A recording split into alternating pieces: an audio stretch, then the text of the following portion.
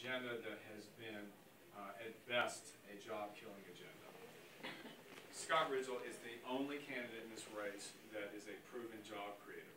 That is the issue of this election. Unemployment is unacceptably high in this district as it is across Virginia and America. First things first, we have got to make sure that we are sending a signal from Washington that things are going to change, that we aren't going to continue to spend money we don't have. We are not going to continue to allow taxes to be raised on small business people, the very people we need to create jobs here in Hampton Roads. So it is with much enthusiasm that I'm here. Prospects look very, very good for a Rigell win on the 19th, and we're going to do everything we can so that the people of Hampton Roads will have a voice in Washington that will reflect their will and their desire to see Washington reined in, to see the spending of money we don't have stopped, and to see jobs created again so we can get back to work. It's my pleasure to introduce to you a gentleman who is very familiar to the small business community in Hampton Roads as well as the people of this district. He is a veteran. He is somebody committed to the defense of this country. He is committed to the prominence of Hampton Roads as the most important region for our military complex. He is somebody who understands that the economy here in this region is also driven by small business people. With his experience, I look forward, with his experience, he is going to be a star player for our conference once we get to Washington. And I look forward to working with him. Without further ado, Scott Rigell. Thank you so much. Thank you, Congressman Cantor, for being here today, and thank you for standing with me in this this critical election. As I've gone across our district over the last 15 and a half months, met with so many who are hurting. Some are hurting right in my own industry, and virtually every industry that's out there in our second district, they're experiencing layoffs and unemployment. We've had unemployment nationally over 9.5% for 14 months now. About 65,000 people here in Hampton Roads and the Eastern Shore who are out of work, including dear friends of Terry and mine and folks who've lost their small businesses. So this is what propels me forward, my deep commitment to getting jobs going again. It's something that I've been doing as an entrepreneur for over 20 years. The first business that Terry and I started wasn't a car dealership. It was a janitorial company, and Terry hired me, and I hired Terry. So that's how we got started, and I know the environment that we need, which is smarter and lighter regulation, less taxes, and also just being a less litigious country, and I have practical steps to move that job-creating agenda forward. And I think that's why our race has the momentum that it does, our campaign.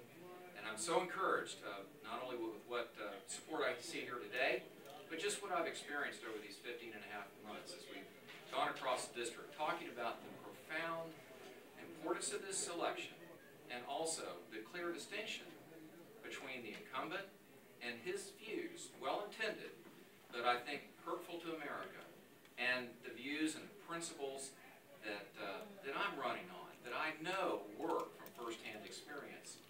So, with that background, I'd be delighted to take a few questions, and I appreciate being here today very much. Scott, I have a jobs-related question having to do with JIFCOM. You might be aware yesterday that Chairman Skelton released a letter where he told the Secretary of Defense that the House Armed Services Committee will not be supported legislatively or financially to do anything to further along the disestablishment of JIFCOM. Glenn Nye's staff then released a sidebar letter that was from Skelton to Nye, in which Skelton praises Nye for being a leader on the issue of JIFCOM, and Skelton says, I look forward to working with you, Congressman Nye, in the months ahead in trying to save JIFCOM. I'd just like to hear from both you and Congressman Cantor. Has Glenn Nye been a leader on JIFCOM? What do you think of this letter from Skelton? Clearly not, in my view. I don't believe that Congressman Nye has been a leader. There was a public document, the Defense Business Board put out a document saying that it was recommending this. This was prior to the announcement by the Secretary of Defense events of the closure of JeffCom. And I think it's incumbent upon the person who has the privilege to represent the 2nd District to have a full working knowledge of the commands within the district. And if given the high privilege to serve, I would, on a regular basis, I just call that management by walking around, which is the same principle I apply in the private sector.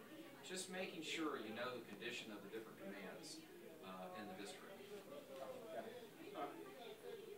Let's make no mistake here. Glenn Nye is part and parcel of the crowd in Washington who is aiming to dismantle JeffCom and the nearly 7,000 jobs connected with its presence here in Hampton Roads. And unfortunately, now we are at a point 19 days out from the election in which there is a response through a letter that going forward, perhaps there may be some action on the part of the member from Missouri, Mike Skelton, to help in the regard that Scott Rigell, our governor, and others have been talking about, which is, why is it that we've reached this point? Because there's been no evidence and no display of how it is the administration expects to save money and complete the mission, execute on that mission, if we are going to see a dismantlement of JeffCom here in Hampton Roads. Does it make sense? Glenn Nye was asleep at the switch and trying to play catch-up right now. Let's make no mistake about that. Can you say when you knew that JeffCom was on the chopping block? I found out through the news reports just as many did. And again, with Glenn Nye's position in the party that he's in of the president's, knowing what he knows sitting on that committee as part of the president's party and the relationship that he should have with Secretary of Defense, that shouldn't have happened. Again, no answers have been given as to how we're going to execute the mission of JeffCom with seeing it collapse here in Hampton Roads and somehow put back into the Pentagon. Doesn't make sense. The numbers don't add up. I'd like to ask about defense in general, Congressman Cantor. If the Republicans take control of the House, obviously a Republican will be chairman of the House Armed Services. You'll be in a leadership position, the assumption is. Another question, I guess. But what I'm curious about is the tension right now of spending is defense is a huge part of the federal budget. There's a lot of talk about cutting federal spending in order to cut taxes. You can't keep the deficit up. Something has to give. This region is highly dependent on defense spending. So the tension is cutting but preserving what's here. How do you deal with that? How do you assure people here that are in that industry that or working in defense areas that they're not going to see a cutback, but then in Washington cut defense spending? How do you reconcile that? Look, spending in Washington has gotten out of control. We know that. We're spending money at a rate that we've never seen in this country and incurring the debt to pay for that. We can't continue. Everything has got to be accounted for. And just as we're asking for accountability on this decision to dismantle JeffCom, we've got to ask those questions across the board. Where's the execution of the mission as it was intended once policies put into place? Is that mission being accomplished? Is that mission valid? Well, I think the assumption is on JeffCom's situation, the mission's valid. There's just not been a demonstration of how you can execute on that mission without having JeffCom here in Hampton Roads. So we're going to have to, if we're lucky enough and privileged enough to assume majority in the House, to play the role of holding the administration to account in the ways it is spending our taxpayer dollars. But if you live here, JeffCom is a small part, really, of a huge military complex here. Would your expectation be, though, as the budget has to be addressed, you're going to see some diminishing of spending here on defense? I think it is about smart spending. And I know that Scott Rigell, as a proven job creator and someone who understands the bottom line mentality, that it's about return on investment. And I think that with Scott Rigell, the people of the 2nd District will have an individual in there who can make the case of why it is the military installations in this region make the most sense and carry with it the biggest bang for the buck in terms of expenditure of taxpayer dollars in defense of our country. Should people here worry at all about the budget crisis in Washington affecting jobs here? But listen, there is no question right now we are facing fiscal crisis in this country. We all understand that. We are on a trajectory, if we don't stop, to become like the European welfare state model.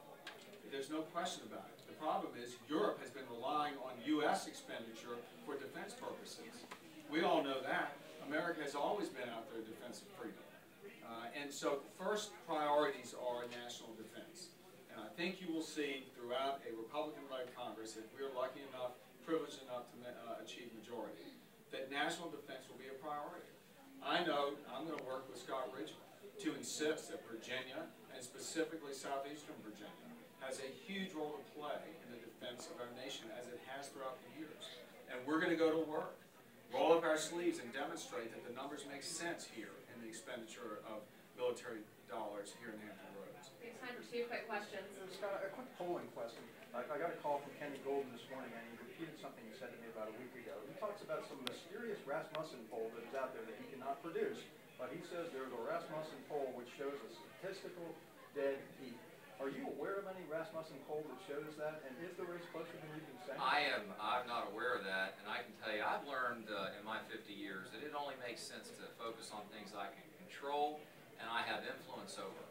And so I just make sure that every day we're using our time wisely in this campaign, making sure that we're meeting with the right folks all across the district, and we're seeing an exceptional, encouraging response to that.